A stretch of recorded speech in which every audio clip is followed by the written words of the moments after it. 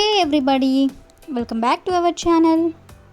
In this video we have to learn some daily used English sentences that we are translating from Telugu to English which we used in daily life. So let's get started.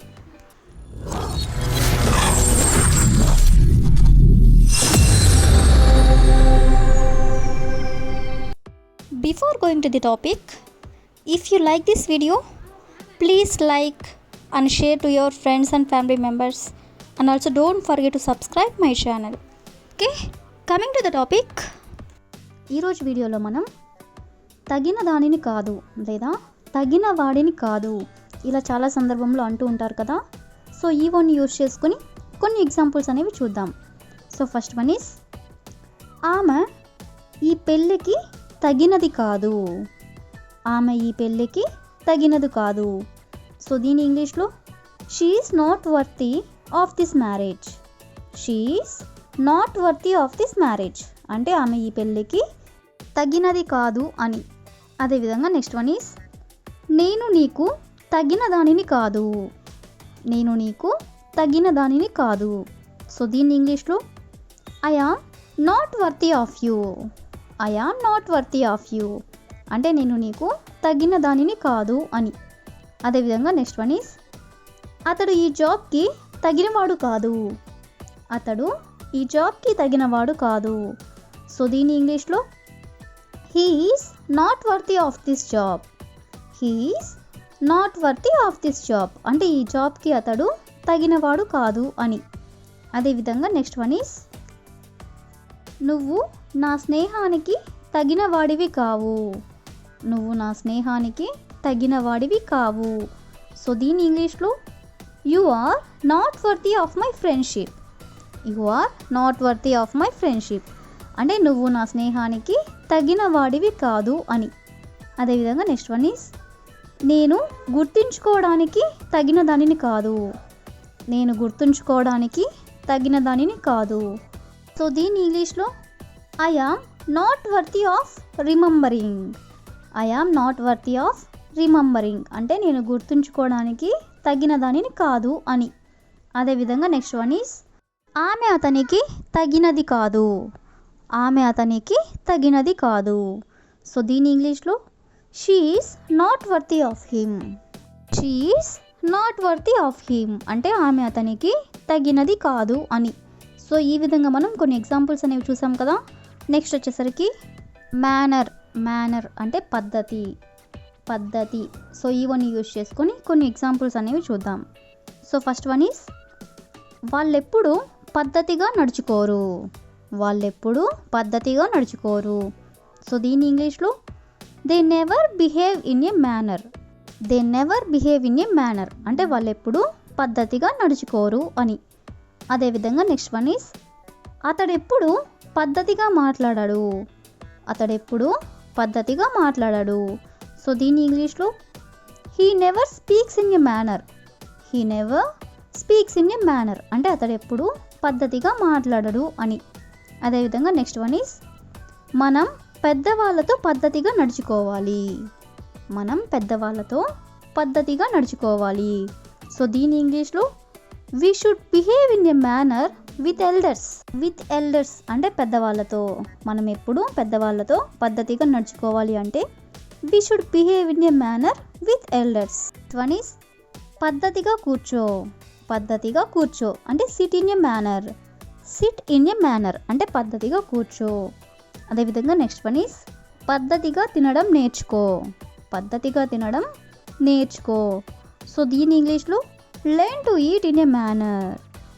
Learn to eat in a manner అంటే పద్ధతిగా తినడం నేర్చుకో. అదేవిధంగా next one is, నేను ఆమెతో పద్ధతిగా మాట్లాడాను. నేను ఆమెతో పద్ధతిగా మాట్లాడాను. సో దీని ఇంగ్లీష్లో, I have spoken to her in a manner. I have spoken to her in a manner అంటే నేను ఆమెతో పద్ధతిగా మాట్లాడాను అని. అదేవిధంగా నెక్స్ట్ వన్ ఈస్, పద్ధతిగా నడుచుకోవడం మర్చిపోవద్దు. పద్ధతిగా నడుచుకోవడం మర్చిపోవద్దు. సో దీని ఇంగ్లీష్లో, don't forget to behave in a manner. Don't forget to behave in a manner అంటే పద్ధతిగా నడుచుకోవడం మర్చిపోవద్దు అని. అదేవిధంగా నెక్స్ట్ వన్ ఈస్ అతను పద్ధతిగా పని పూర్తి చేస్తాడు. అతను పద్ధతిగా పని పూర్తి చేస్తాడు. సో దీని ఇంగ్లీష్లో he completes the work in a manner. He completes the work in a manner అంటే పద్ధతిగా అతను పని పూర్తి చేస్తాడు అని. సో ఈ విధంగా మనం పద్ధతిగా అనే వర్డ్ని యూజ్ చేసుకొని కొన్ని ఎగ్జాంపుల్స్ అనేవి చూసాం కదా. నెక్స్ట్ వచ్చేసరికి బలవంతం చేయొద్దు. బలవంతం చేయొద్దు అనే వర్డ్ని మనం చాలా సందర్భంలో అంటూ ఉంటాం కదా.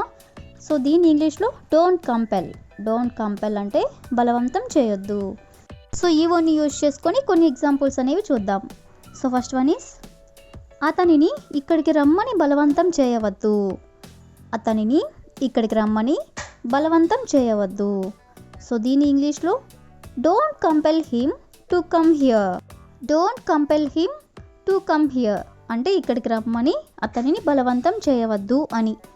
అదేవిధంగా నెక్స్ట్ వన్ ఈస్ ఆమెని పాడమని బలవంతం చేయవద్దు.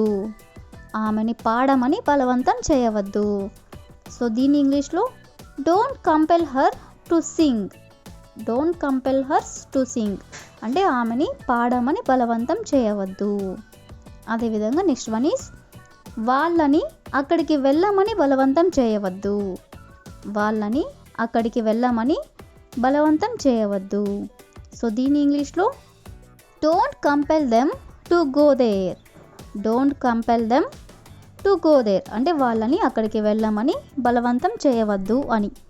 సో అదేవిధంగా నెక్స్ట్ వన్ ఈస్ ఆమెని అతనితో మాట్లాడమని బలవంతం చేయవద్దు. ఆమెని అతనితో మాట్లాడమని బలవంతం చేయవద్దు. సో దీని ఇంగ్లీష్లో don't compel her to talk with him. Don't compel her to talk with him అంటే అతనితో ఆమెని మాట్లాడమని బలవంతం చేయవద్దు అని. అదేవిధంగా నెక్స్ట్ వన్ ఈస్ నన్ను అతనిని పెళ్లి చేసుకోమని బలవంతం చేయవద్దు. నన్ను అతనిని పెళ్లి చేసుకోమని బలవంతం చేయవద్దు. సో దీని ఇంగ్లీష్లో డోంట్ కంపెల్ మీ అంటే నన్ను బలవంతం చేయవద్దు. ఏమని అంటే అతనిని పెళ్లి చేసుకోమని. So to marry him. To marry him అంటే అతనిని పెళ్లి చేసుకోమని. అదేవిధంగా నెక్స్ట్ వన్ ఈస్ ఆమెని ఇంగ్లీష్ నేర్చుకోమని బలవంతం చేయవద్దు. ఆమెని ఇంగ్లీష్ నేర్చుకోమని బలవంతం చేయవద్దు. సో దీని ఇంగ్లీష్లో don't compel her to learn English. Don't compel her అంటే ఆమెని బలవంతం చేయవద్దు. ఏమని ఇంగ్లీష్ నేర్చుకోమని. So to learn English. So ఈ విధంగా మనం బలవంతం చేయవద్దు అంటే డోంట్ కంపెల్ అనేవన్నీ యూజ్ చేసుకొని కొన్ని ఎగ్జాంపుల్స్ అనేవి చూసాం కదా. So that's all for today. I will ask you question for you. వాళ్ళని అక్కడికి వెళ్ళమని బలవంతం చేయవద్దు. వాళ్ళని అక్కడికి వెళ్ళమని బలవంతం చేయవద్దు. So if you know this one in English, please you can comment in the comment section. Thank you for watching.